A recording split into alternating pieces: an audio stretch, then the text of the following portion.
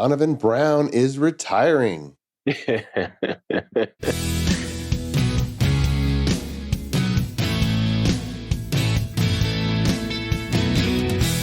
The Azure DevOps podcast is a show for developers and DevOps professionals shipping software using Microsoft technologies. Each show brings you hard-hitting interviews with industry experts, innovating better methods, and sharing success stories. Listen on to learn how to increase quality, ship quickly, and operate well.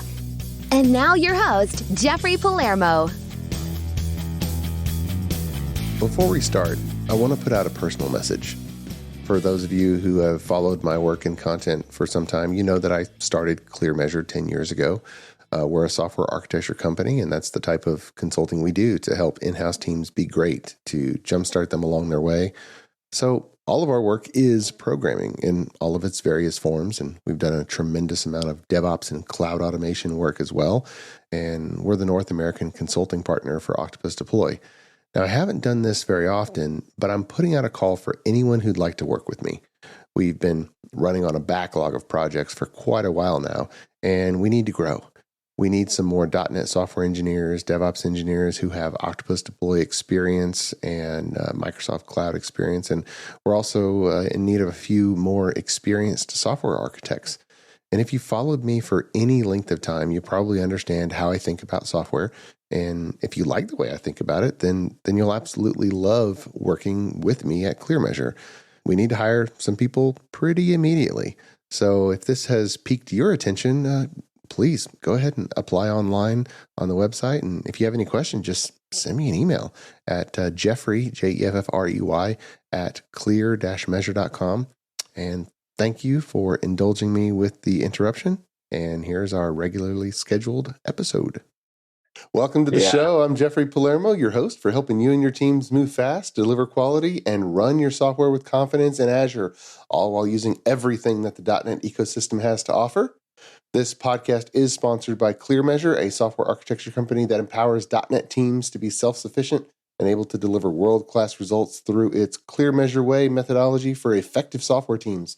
Quick announcement, my architect forums are going strong. Signups for the next session are up. And if you lead a software team and are looking to collaborate with your peer architect leaders, go ahead and sign up at the link in the show notes. And for those who are looking for the Programming with Palermo video podcast, just search for it in any of the directories and you'll be able to find it.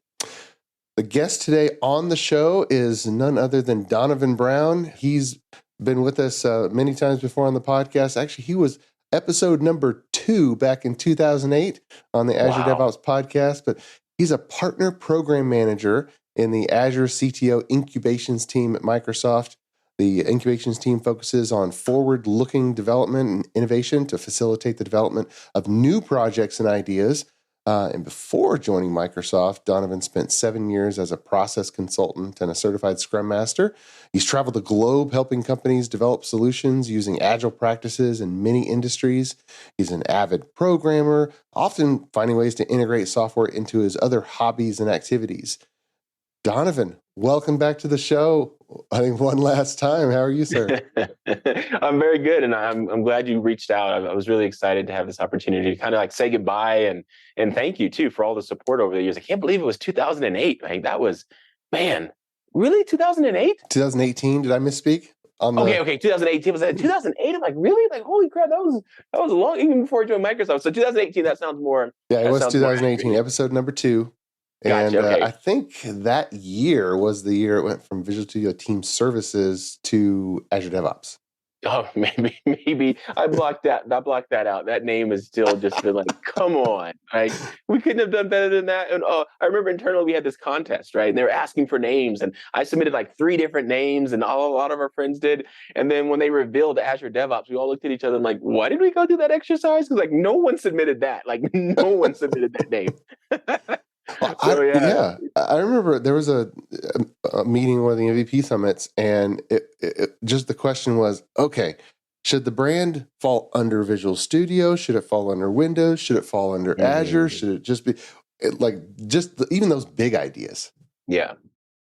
I think falling under Azure made sense. Visual Studio, an amazing family of products, but they had this connotation. Well, they did. when we named it, right? Like Visual Studio Code hadn't really taken off yet. It was Mhm. still about Visual Studio, which people just associated 100% with .NET developers and Windows, right? So it kind of would have kind of stifled the growth, and people would have just assumed it didn't work for them when it works for everybody, which Yeah. is this drum I had to beat for years. Is like, I don't care what language you program in, I can help you push it to wherever you want to push it. Right. So I think putting it under Azure kind of freed us from people assuming it only worked for one language. But believe it or not, it was still a hard message to get people to believe that I could do Java, I could do Linux, I could do all these other things with Azure DevOps. But still an enormous fan of that product. And I was so proud at Ignite, I got to announce that we added GitHub Advanced Security to Azure DevOps, right? We're still investing in this product, which arguably made me who I am, right? I mean, without release management in Azure DevOps, I don't know that I'm talking to you right now. Yeah, for sure. Well, so you are retiring. What does that even mean? What's going on here? Yeah, it was just everyone remembers Abel Wang, right? And when Abel got sick, it kind of changed my perspective on everything. I mean everything: life, work, money, finances, everything. He recovered, but by that time he recovered the first time before he passed away, like he and I had changed the way that we invested. Right? We were really thinking about, I want to be able to have my money make money. Yeah. I don't want to have to work for the rest of my life.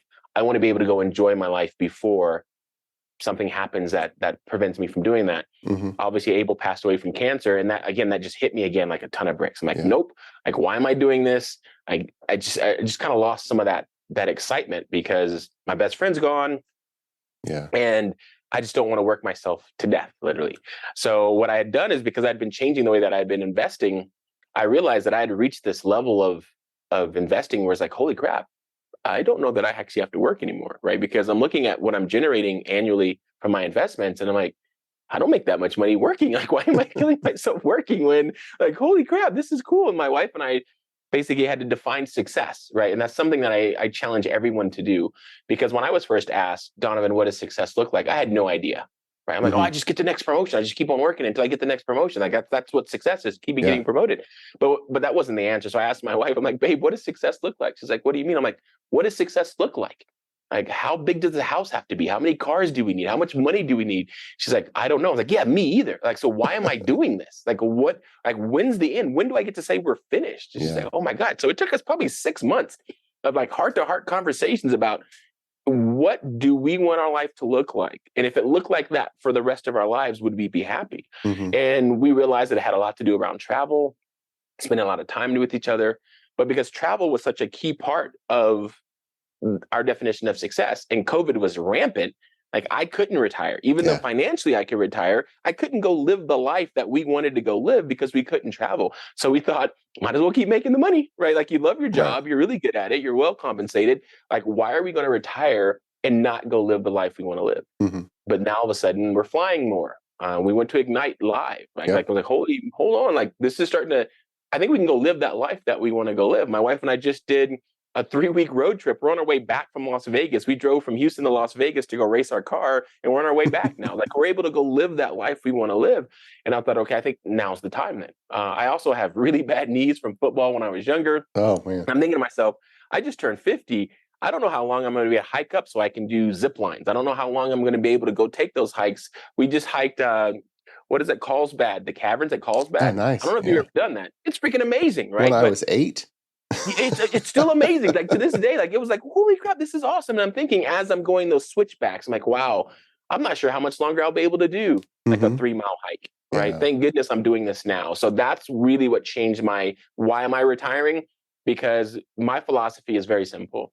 I can always retire early and then go back to work. But if I were to retire late, I would regret that for the rest of my life, right? So that's what happened right now, was I took just stock of my life, looked at my finances, looked at the quality of life that I have currently, and I want to be able to enjoy it. And I said, now's the time. I've just turned 50. I'm financially stable. There's a lot of stuff on the list of things I want to go do. Babe, I think this is the time. And my wife's been 100% supportive the entire time. So I went and spoke to Mark. I spoke to Scott Guthrie, Mark Razinovich, my manager. I'm like, this is what I'm thinking. And everyone's like, okay, let's just support you in any way that we can. And Microsoft's been incredible. And they're like, all right, we appreciate everything that you've done. If you ever want to come home, let us know, and let's get this going for you. And that's what happened. So we chose the 28th of April because it just gave us a long time for me to be able to wrap things up, be able to help my team transition, make sure I didn't have anything on my plate that I needed to get off my plate, and just to be there so people can just pick my brain and just grab as much information from me as they can before I go off and just race cars and travel the world. That's what I want to do right now. Nice. Now, some people are probably asking, man, investing, what does that mean? But okay, take a step earlier. You spent less than you made. Otherwise, you wouldn't even have $1 to work with, right? Right. And I think that a lot of people struggle with that because it's, I don't know, it's fun to buy stuff. I know we're talking a little bit of tech here, but we're talking a lot about life. So we'll come back to tech. Yeah, I've written exactly. some tech. I've written some tech that helps me make money, which we can talk about. And that's probably what I'm going to be doing in retirement. It's like, what does retirement look like? Retirement looks like me taking all the things that I've learned and codifying it in some way to where I can help others do exactly what I've done. Because the number one question I got asked on LinkedIn on my post, like everyone would congratulate me and then hit me with a DM. How did you do that? Exactly. What do you need? What books are there? And I'm thinking, all right, I need to figure out a way to share this information that I've been able to figure out, right? Yeah. And I read a ton. If I'm not asleep, I'm reading something on finance and investing. It's fascinated me lately because it's given me the life that I live right now. Yeah. But to answer your point, when I was younger, very bad with finances. I was in a crippling credit card debt at one point. Almost lost my house. So I've been on hit rock bottom when it comes to finances and poorly managing my money, right? I was able to have a job and accelerated my career to where I was able to make more money than I needed. And I knew what the bad side was. Living paycheck to paycheck is a bad idea, regardless of how big the paycheck is. Yeah. And people don't understand that. You could be a NFL football star. If you spend every dime of every check you get, as soon as you get hurt, you're in bad shape now, right? Because you don't have money to go back in there. Right. And protect you from those horrible situations. So I started learning that, and I realized that I needed to start making sure that I pay myself first. And that's a philosophy that if you go search for that, there's people that say you need to take a portion of your money and you need to pay yourself with it before you pay anything else. And the paying yourself means putting it in some type of an investment. I don't care how simple of an investment it is. And a savings account is not an investment, just FYI, right? They're investing your money and giving you some little residual off of it. I mean, even a CD is a better investment than putting money into your savings account, right? So figure out what investing is, get comfortable with it, understand it. And I tell everybody, the most important thing that if there's anything in your life that you need to understand how it works, it's your money, right? Because it controls everything that you do, where you live, how you eat, how you travel. Everything is revolving around this thing called money. And very few of us understand how it actually works and how to make it work for you. And that's, again, Abel and I just became fascinated with that. And we were able to go off and produce enough income. And what's interesting is that when it starts to happen, it becomes addictive. And the way it happened for me is that I work for Microsoft. Microsoft rewards us with stock. So every couple of months, I get more stock, and Microsoft pays a dividend, but it only pays it every 3 months. And it's not a very big dividend. But when you collect enough of Microsoft, all of a sudden those numbers start to be significant. It's like, oh, this isn't like a couple of dollars every 3 months. This is wow, that's $1,000 in there. Yeah. And I get this every 3 months. If that was $10,000, we're talking serious money. Right. And then I basically rewired my brain in not thinking, I need to understand how this works, because for a while there, I didn't understand where the money was coming from. I was just looking there and there's a little more extra money. I'm like, where is that money coming from? I didn't even understand. It's kind of cool. And I didn't understand the stock market. So I log in every once in a while, but I wasn't watching it like I do now. I watch it every day, every minute of the day. Yeah. But once I realized that, wow, your stock makes you money. It's not just about appreciating in value. It's actually giving you money. And if that were enough money, I could change the way that I live my life. As you start to get promoted through Microsoft, you start to get more benefits. And one of them is a financial advisor that gets assigned to you from Fidelity. And I went and I spoke to him and he said, Mr. Brown, what are your goals? I was like, I want 50,000 shares of Microsoft stock. He's like, why do you want 50,000 shares? I'm like, because it pays 50 cents a share. And if I had 50,000 shares and they paid me every 3 months, I'd be like $100,000 a year. And he was like, great. So if you want income, you need to sell your Microsoft stock. I'm like, nope. I'm never selling my Microsoft stock. I had this emotional attachment to my Microsoft stock. I'm like, I'm never selling it. You're a crazy person. Why am I even listening to you? He says, no, Mr. Brown, you really need to start looking at other investments that actually generate income if that if that is what you're looking for. Mm-hmm. And at that time, I was already trying to figure out, how do I make my money make money so I don't have to make the money myself? And again, Abel getting sick is where I went back.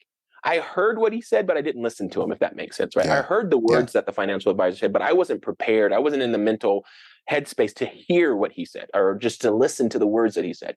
So when Abel's things happened, all of a sudden it reset everything. I went back and listened to what he had said, started learning about investments that pay income, sold a large portion of my Microsoft position, bought other stuff, and was just blown away by how much income I was now generating on a monthly basis.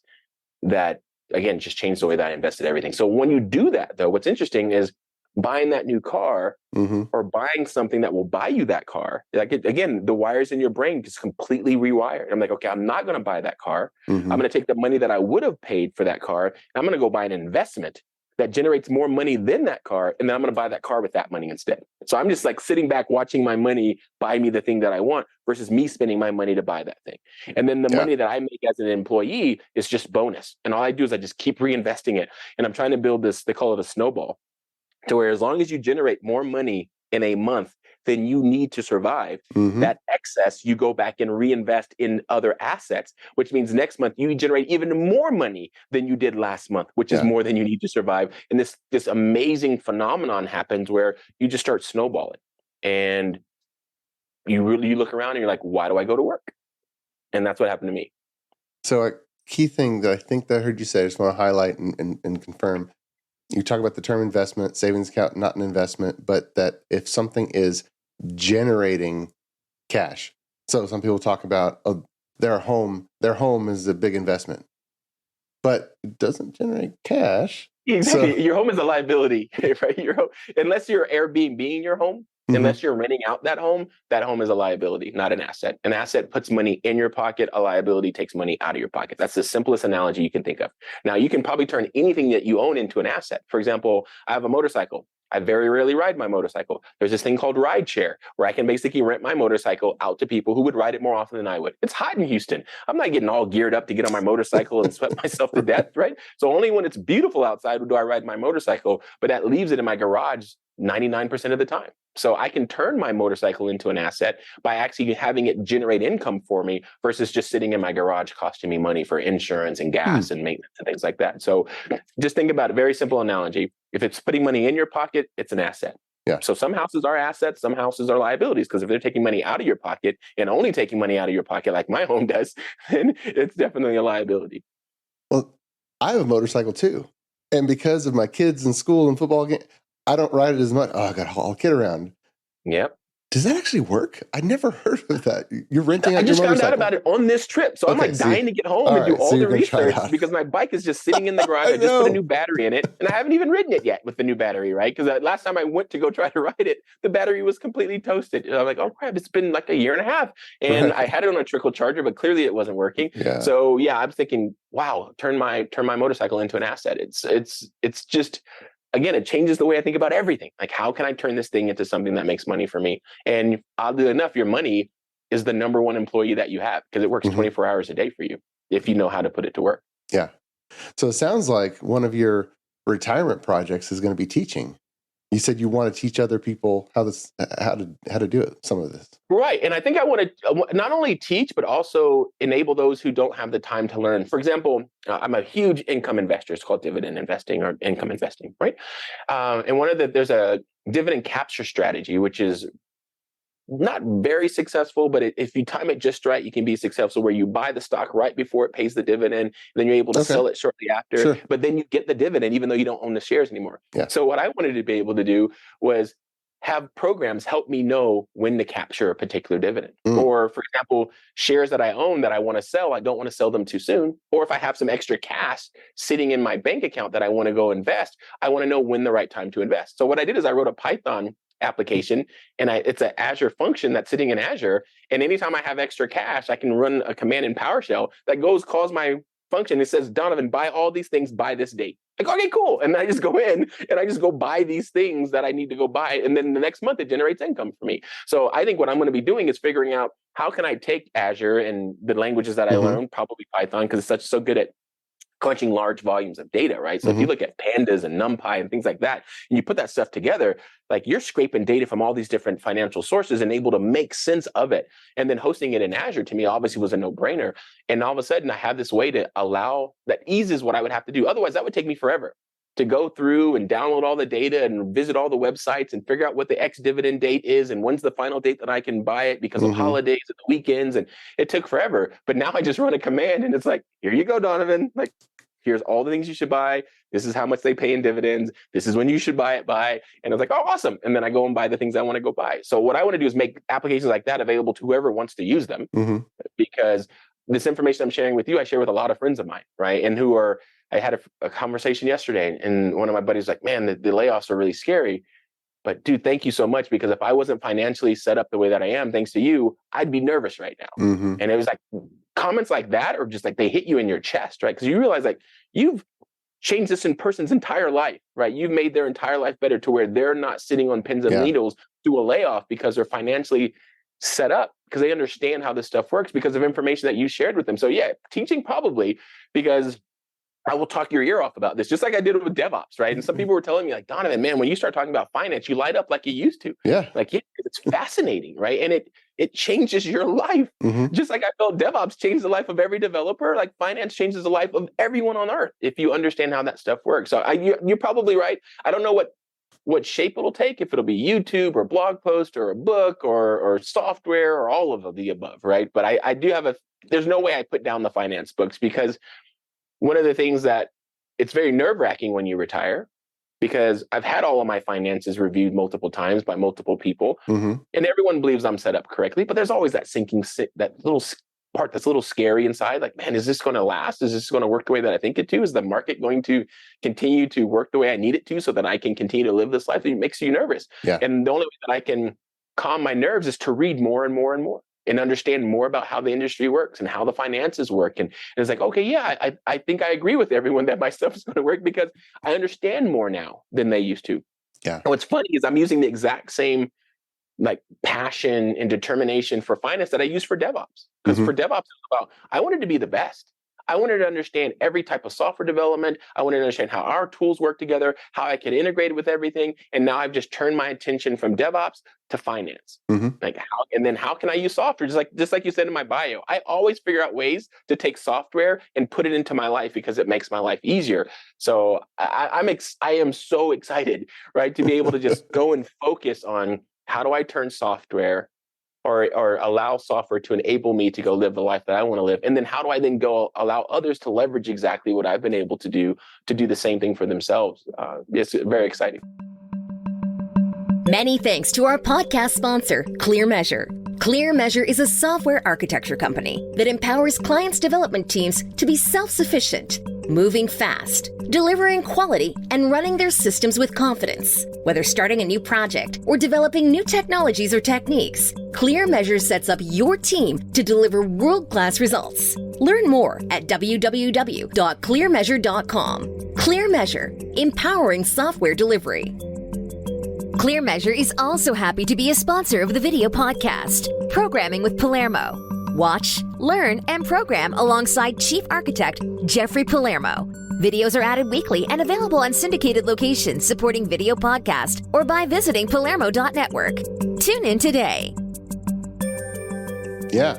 Well, congratulations on that. And some young people I've advised, the question you mentioned, hey, what if it doesn't work out? Microsoft they said they'll welcome you back, but you are such a high level of expert, like a super high expert in software. You're a software architect, regardless of leader.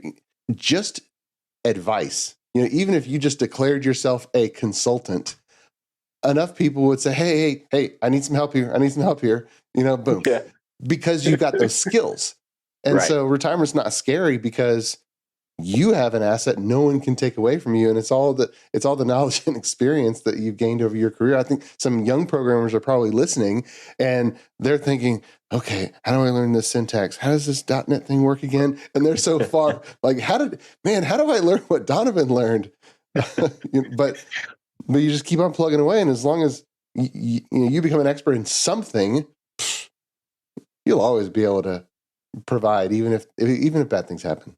Yeah, I think it's interesting the way that you put that, because I was blown away when people started making livings playing Madden football. You remember the game when you're like, you can make a living playing a video game. And that's when it dawned on me that if you're the best at what you do, I don't care what it is that you do. If you're the best in the world at it, someone will pay you to do that thing, like including playing video games, which just blows my mind. So I think you're absolutely right.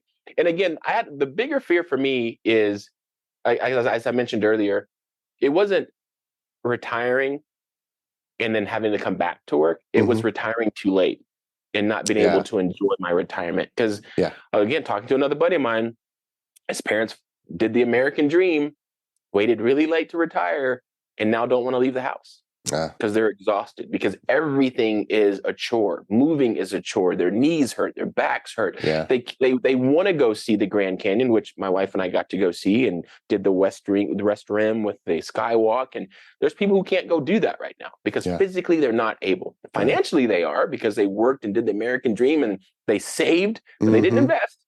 Right. So all they were trying to do was build up this nest egg underneath their mattress. And they knew that when they hit this number, that if they only used 4% of it for the rest of their lives, it should last, right? And like, I don't live by that 4% rule at all. My goal was make more money than you make working with your money. Yeah, exactly. And then that will continue to work forever, and its back never gets sore. It never gets tired. It's going to go work while you're out there racing cars and going to the Grand Canyon and Carlsbad and all that other kind of stuff. So again, just change the way you think about money. And I think it'll change your life. It did for me anyway. Well, since we're on finances, what's your opinion on the inflation that's kind of spiked over the last few years with everything becoming more and more expensive? It's incredible the way that everything is intertwined too, right? Now, as inflation goes up, so do some of the rates on like CDs are going up, right? Because I remember when CDs were like less than 1%, they were pathetic. But now they're 5%, right? So when I look at inflation, it has a negative impact on some things and a positive impact on others, right? So now what I'm doing is I'm evaluating, how did the inflation affect all the areas of my life, and where might I move some of my finances? Where might I invest differently than I would have in the past, right? Because a 5% return on money that you know is 100% safe, that's hard to say no to. Right? Yeah, I make a lot more in the stock market, but I'm also at a lot more risk, right? I'm exposed a lot riskier in the stock market, and every day is an emotional roller coaster in the stock market, right? I wake up every morning pre-market and I check and I know if it's going to be a bad day or a good day based on what they're doing pre-market, right? That's how crazy I am about the finances, that I'm looking at the prices before the market opens. And I know if it's going to be a good day or a bad day, but my CDs are going to make me that 5%, right? As long as the inflation stays the way that it is, right? And the rates are going up, and so are the cost of money is going up. But depending on what side of the scenario that you're on, there's an opportunity to make money too, right? It's just like options, right? A lot of people buy options in hopes that things happen. I'm a seller of options. There's two sides to every transaction, right? So think about that as well. If something bad is happening in some place, somewhere, something is impacting that you might be able to leverage and take advantage of. And what I'm doing now is parking a lot of money in very, very safe investments that have higher rates now than they've ever had due to inflation. Right. So money is expensive. So allowing someone to use my money now to lend to others generates me a lot of income with zero risk. Like that's the unbelievable thing with the FDIC, is ensuring $250,000 of your deposits in any individual financial institution. Like that money is 100% safe. And what you can do is, as long as you spread it across multiple institutions, it's just not $250,000. I can have $250,000 worth of CDs in Wells Fargo, and another $250,000 of CDs in Capital One, and another one. I can get to millions of dollars that is 100% secure, generating 5% interest if I wanted to. And what I do is not 100% of anything. I have some stocks that are growth stocks. I have some stocks that are generating income. I have some CDs. I'm looking at precious metals. Like, again, I'm learning everything that I can about how to generate money with money. And then I'm doing a little bit of everything, because when the stock market crashes, I have all these other assets that are going to still cover my mortgage, right? And still allow me to travel. And then when tech comes back up, something's probably going to go back down. But diversification allows me to weather those storms without all of a sudden it being this crisis and all my money just went down. Because we've all heard the stories where people were heavily concentrated in one particular thing and life looked great. And then all of a sudden something bad happened. And the next thing you know, they're looking around like, what just happened to me? And what I wanted to do is make sure that I diversified my finances such that I can weather those storms even now. Like now is pretty much a storm. If you look at where our Yeah. finances were a year ago to where they are right now, a lot of people are panicking. But because I'm not just a growth investor, because if you're a 100% growth investor, you're Yeah. worried right now. Right. But when you're an income investor, even if the stock price ebbs and flows, my income keeps coming. It just makes it a little bit easier for you to weather that. And that's why I do both, right? Yeah. I want to be able to take advantage when the bull market returns and my growth stocks go crazy. But during the bear markets, I want to be able to have income and be able to pay my bills and live my life without having a lot of stress. And that's why I do a lot of different things versus people saying, "Oh, you should only be 100% growth." I don't subscribe to that mentality at all. Well, again, for some young people listening, there were some. I'm just assuming there had to have been some really good decisions that you made early in life that kind of set you on the path of kind of progress. Whereas there's other people that make really bad decisions early in life, and it just makes huge roadblocks that they have to try to overcome. To take a decade or two. And so for the young people out there listening, especially the young programmers who are thinking, okay, I got to get this next promotion or I got to get this next project, whether it's technical or just regular life lessons, can you identify any of those big decisions just in, say, your 20s that, man, if it had been different, you'd have been in a different spot, and you're glad that you went down a certain path, and maybe it could be some encouragement for other young people? Yeah, I think one of the things that I got really lucky is that I found software. Mm-hmm. I didn't know I could make a living writing software. I just loved it. I mean, I just wanted to figure out how to make that computer do the thing I wanted to make it do, and software allowed me to do that. And I was actually writing software before I was a computer science major. I was actually a biology major, and I was going to go to medical school. And I was doing research at Methodist Hospital under Dr. DeBakey. Like, I was like on the path. Like, this is like, you're going to be a cardiologist, 100%. Like, you have everything set up for you. Yeah. And then they asked me to program, like, Donovan, can you help us get our files off the paper and into a computer? I'm like, sure, I love computers. I'm going to start playing with that for you. So I went and got Paradox and a book, and I'm sitting here programming and figuring out how to get the data into the database. And then one night I'm looking around and I realized, holy crap, I'd rather be playing with this computer than the research I'm supposed to be doing. Like, something's wrong. Like, this is what I should be doing. Yeah. And it was that fearful, it's almost like that courage to turn your back on being a doctor. Yeah. Right. Which is obviously every parent's going to be proud. Like, that's just like, you're either a doctor or a lawyer. Like, this is like, that's just stereotypical. That's the way that you go and be successful. Mm-hmm. And I had to have the courage to say, no, like, I'd rather do software, even if that means I'm not going to have the same level of financial safety as a doctor or a lawyer might have. Yeah. So I just had courage, like, have the courage to find the thing that you're passionate about and believe more than anyone else in the world that if I'm the best at that thing, I'm going to be successful. So that was the first thing, was like, I had to be courageous and say, I'm not going to be a doctor. I'm going to go study software instead. Went and got a job, and be tenacious too. Went and got a job at Compaq Computers with no degree and no experience, right? But I got in as a technical writer. There was no way they're going to hire me as a programmer with no degree, no experience. Gotcha. But they needed a technical writer.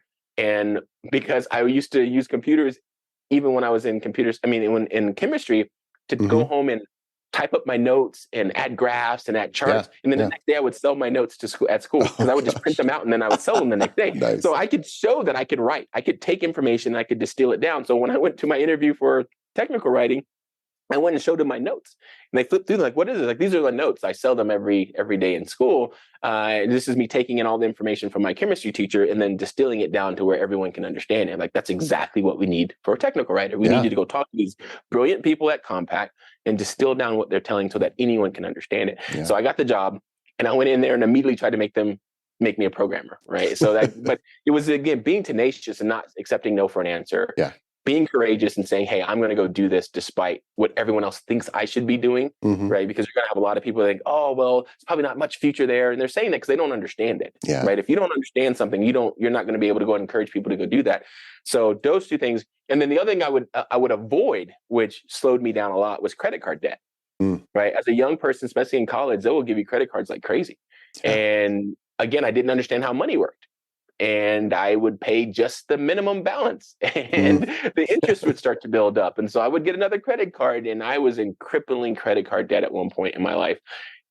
and that really scared me to death. So avoid that at all costs. I still use credit cards, but I only use them to the point where I can pay them off at the end of the month. I never carry balance on my credit card, right? So if you're to the level to where you're only charging what you know that you can pay off at the end of the month, by all means, use your credit card. But if you're paying the minimum balance every month, you have no idea how the damage you're doing to your future. I would be financially far better off than I am now. And I'm able to retire probably 10 years earlier had I not gone through that decade of just horrible stress. And the stress that it puts on your life was unbearable. I mean, it was like some of the scariest times of my life were around that credit card debt that I had.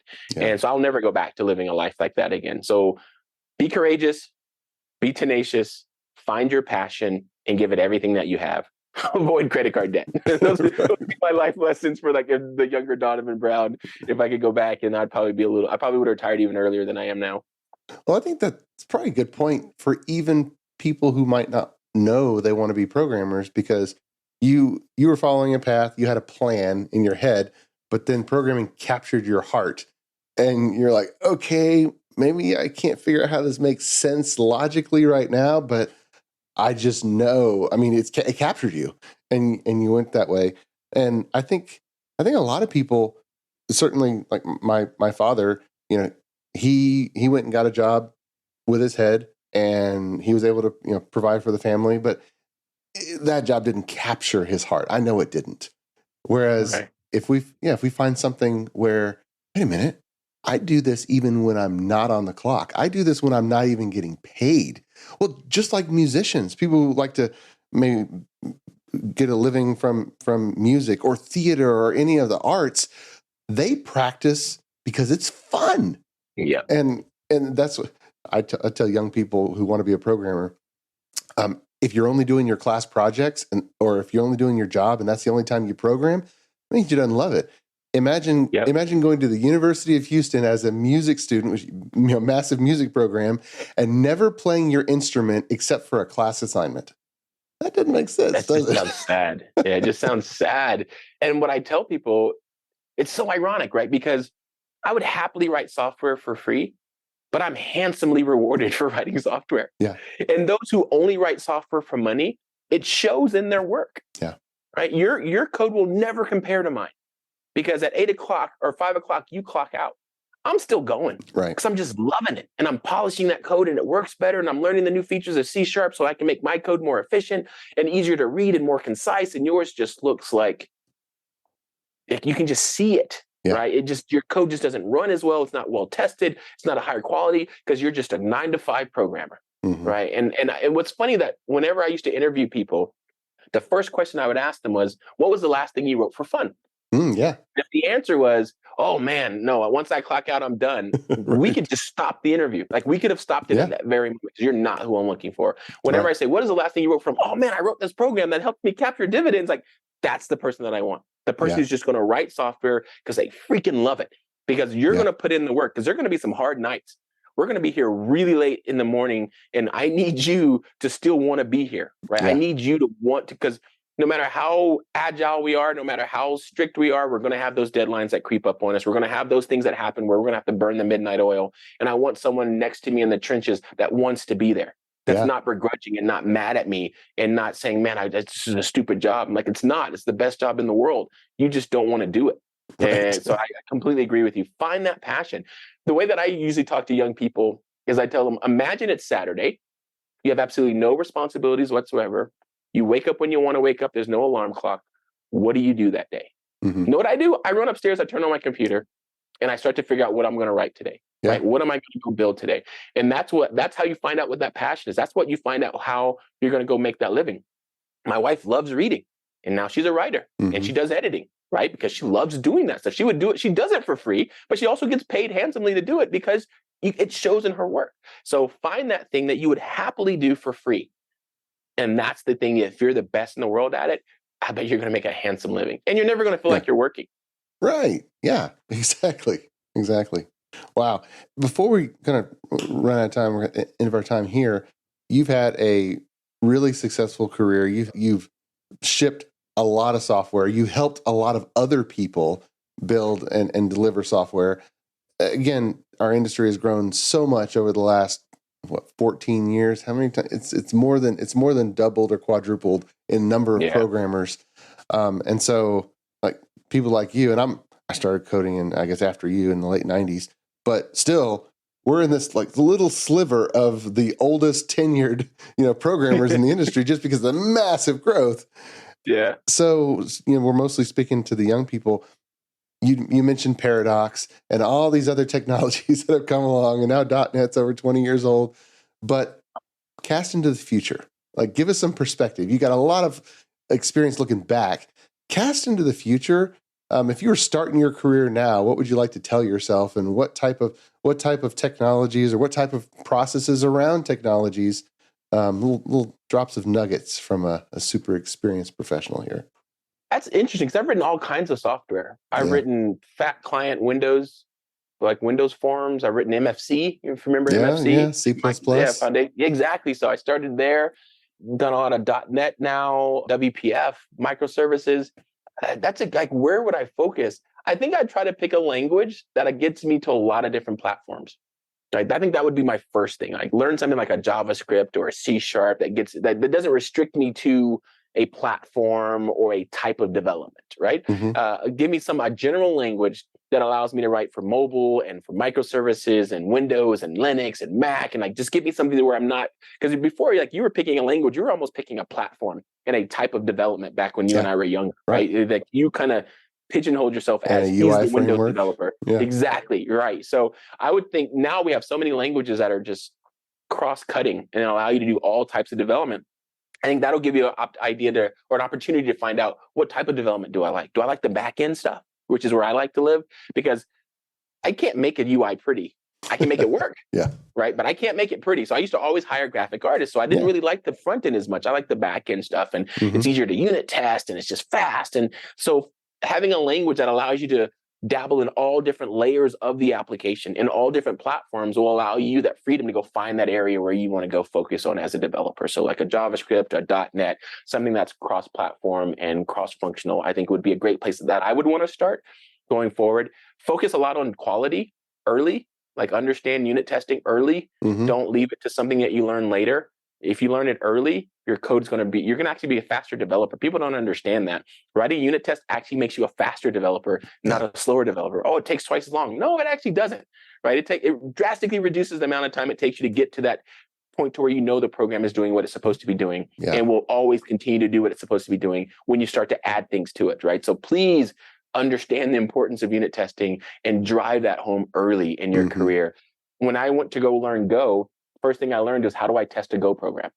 Not how do I write Go programs? How do I actually execute Go tests? How do I write Go tests? And then I started writing code that made those tests pass. And that's the way that I actually learned a language. And I feel that when you start unit testing a piece of code, you realize that when you're done, you understand that code a lot better than you think you did.